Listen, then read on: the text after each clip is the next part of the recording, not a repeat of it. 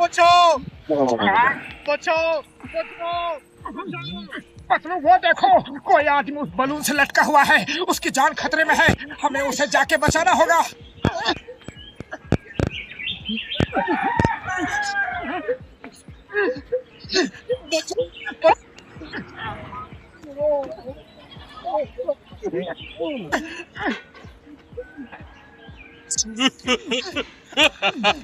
क्या कर दिया तुम दोनों ने?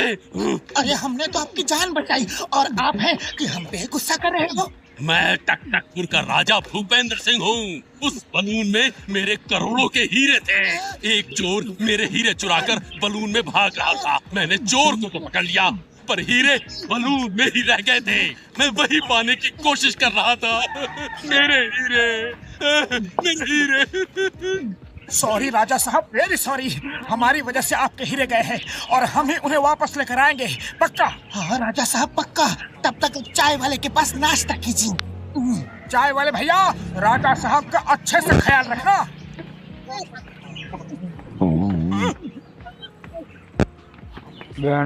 अरे चाय वाले भैया कहाँ जा रहे हो?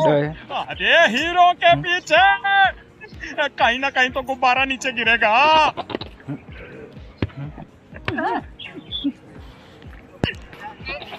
राजा साहब ये शॉर्टकट रास्ता। अरे मुझे शॉर्टकट लॉन्ग कट सब पता है। ये दोनों डॉक्टर झटका के यहाँ जाकर उसकी फ्लाइंग कार लेकर चंपत होने के मूड में है। चलो इससे पहले ये लोग वहाँ पहुँचे, हम कार लेकर चंपत हो जाते हैं।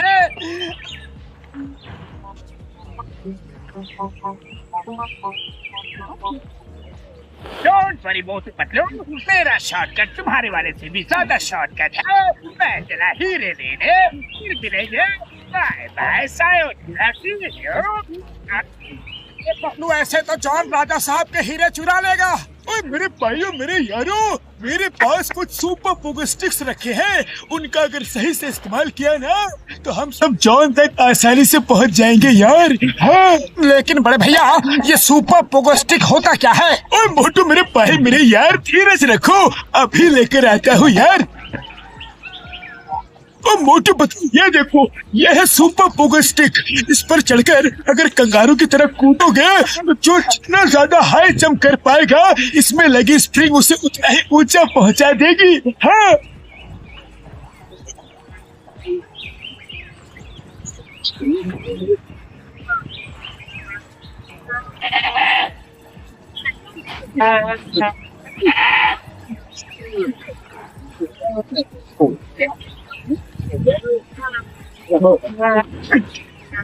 नहीं नहीं, वो दोनों यहाँ कैसे आएंगे? मैंने तो फ्लाइंग हेलमेट्स भी चुरा लिए हैं।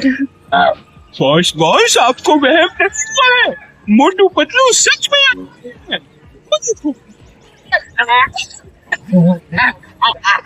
ये क्या बच्चों के खिलौने लेकर आ गए?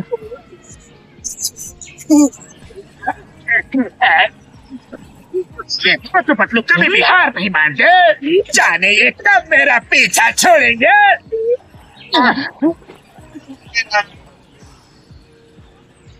नंबर 1, नंबर 2, अब मैं बलून में हीरे लेने जा रहा हूँ। तुम दोनों कार को संभालो। जैसे ही मैं हीरे ले लूंगा मेरे नजदीक आ जाना। ओके? बचाओ। नंबर 1, कार तो लाओ। पर बॉस आप ही ने तो कहा था जब आप हीरे ले लोगे तब नजदीक हो गया। क्या बकते हो? जब विपद रही थी तो तुम दोनों कहाँ थे? मैं नीचे गिर रहा हूँ। कार यहाँ ही लेकर आओ और मुझे बचा। ओके बॉस, अभी आते हैं।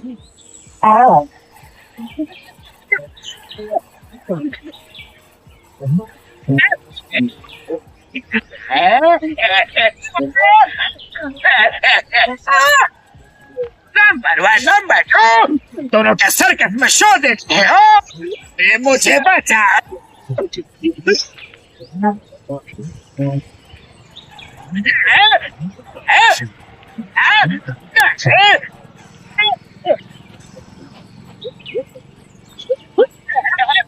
कार को और पास ले चलो। एकदम बलून के पास।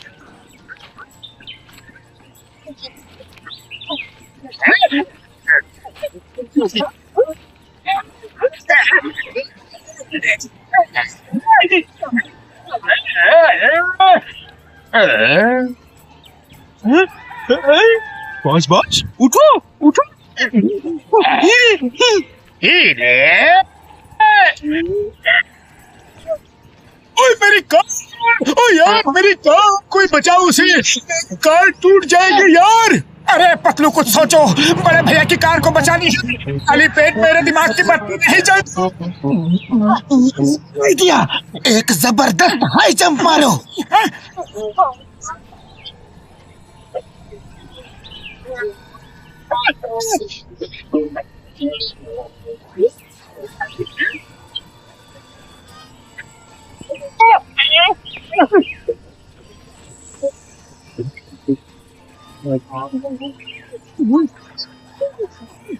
मेरे यार, पतलू वो रहा जॉन, चलो।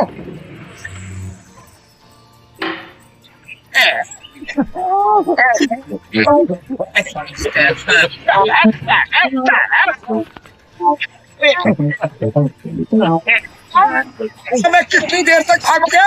नीचे तो उतरना ही पड़ेगा ना। नीचे आऊंगा, लेकिन तुम सबका काम तमाम करने के बाद। ओए जॉन, चिंगम के चंगुल से बचना ये इम्पॉसिबल। बोले तो ये इम्पॉसिबल। फ्यूल खत्म, फ्यूल खत्म, फ्यूल खत्म।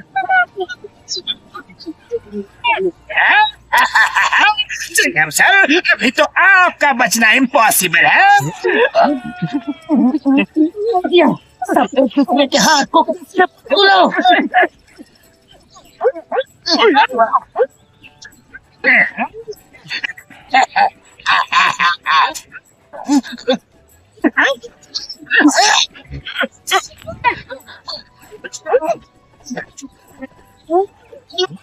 जॉन तो देखो, जॉन हीरे लेकर भाग नहीं सकता। मैंने राजा साहब से उनके हीरे लौटाने का वादा किया है। चलो कार में वापस चलो। अरे थोड़ा तो फ्यूल होगा।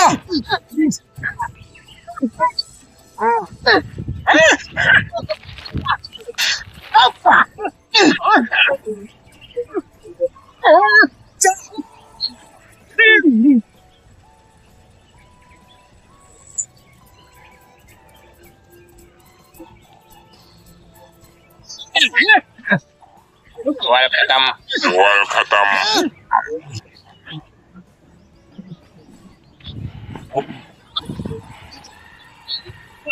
अरे डॉक्टर झटका, तुम कैसे साइंटिस्ट हो?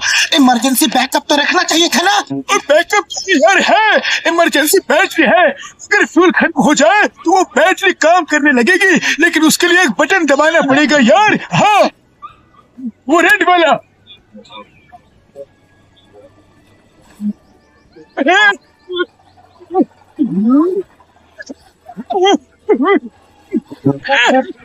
तो उस बैटरी के बारे में हमारे नीचे गिरने के बाद बताने वाले थे।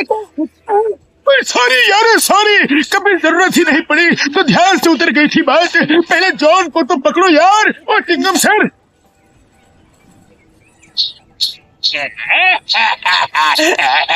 ये क्या हो रहा है? मेरा फ्लाइंग हेलमेट काम नहीं कर रहा है। बॉस मेरा क्या? अब उन पहाड़ के नीचे अब क्या करोगे? पतलू, नीचे पहाड़ तो दिख रहे हैं, लेकिन ऊंट कहाँ है? अरे मोटू, ये कहाँ बात है? कार को नीचे ले चलो। सर प्लीज, अरे कोई तो बचाओ। क्या कर रहे हो, क्या कर रहे हो? मुझे बचाने की जगह मुझ पर ही लटक गए।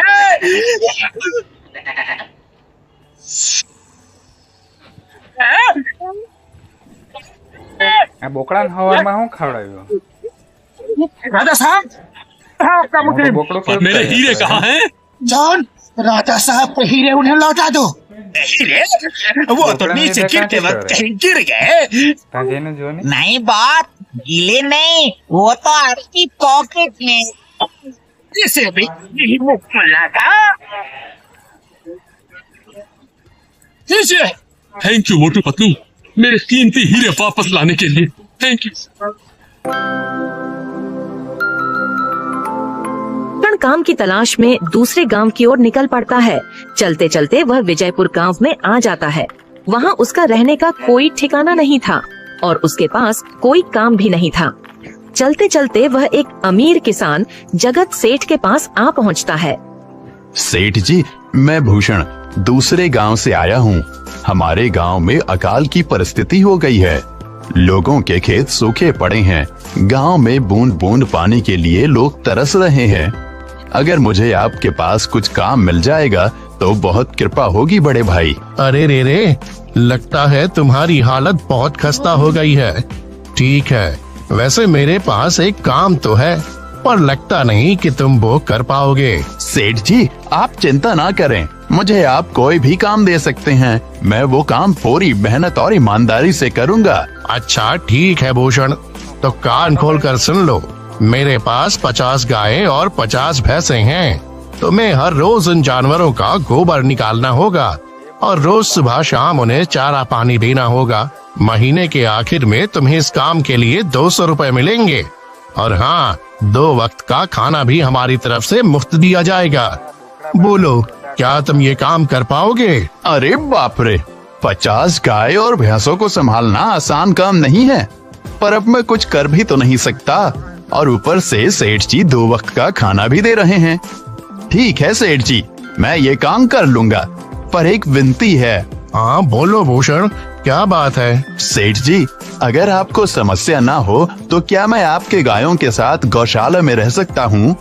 सेठ जी, मैं इस गांव में नया हूँ, मेरा रहने का कोई ठिकाना नहीं है। जग्गा सेठ थोड़ी देर तक सोचता है और भूषण को ऊपर से नीचे तक देखने के बाद उससे कहता है, ठीक है भूषण, तुम गौशाला में रह सकते हो। जी धन्यवाद सेठ जी।